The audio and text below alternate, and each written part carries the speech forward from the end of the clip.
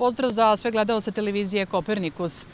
Ja se nalazim pored Kulturnog centra u Jagodini, gde je nakon 6 meseci pauze zbog epidemije koronavirusa ponovo počeo da radi bioskop.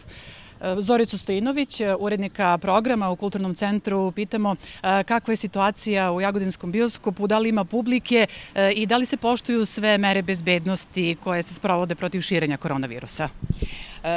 Naša akcija povratka u bioskop počela je sinhronizovano u celoj Srbiji 3. septembra. Mi smo se toj akciji priključili 7. septembra filmovima Tenet i Mulan, najnovijim Disneyevim filmom, i pokazalo se da je publika izuzetno željna dolaska u bioskop, da su se prosto uželeli dobrog filma.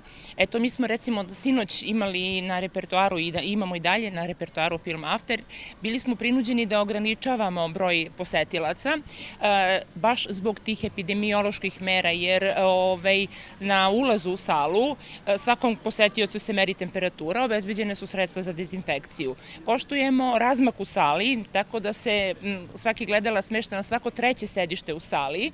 Redovno se provetravaju prostorije i između dve projekcije se vrši dezinfekcija sale i to je ono što je vlada propisala i što smo mi dužni da poštujemo i poštujemo svakodnevno. Mi smo recimo sinoć imali 150 posetilaca, naša sala ima 430 mesta, tako da je zaista bilo i interesovanje je bilo još i veće nego što smo očekivali, ali s obzirom na to da igramo film 7 dana, bit će prilike da ga svi pogledaju. Uskoro nas očekuje Pinokio, zatim će uskoro doći i najnoviji James Bond i do nove godine očekuje nas niz domaćih naslova, tako da se nadam da će publika zaista da uživa u tome. Hvala vam na razgovoru. Hvala i vam.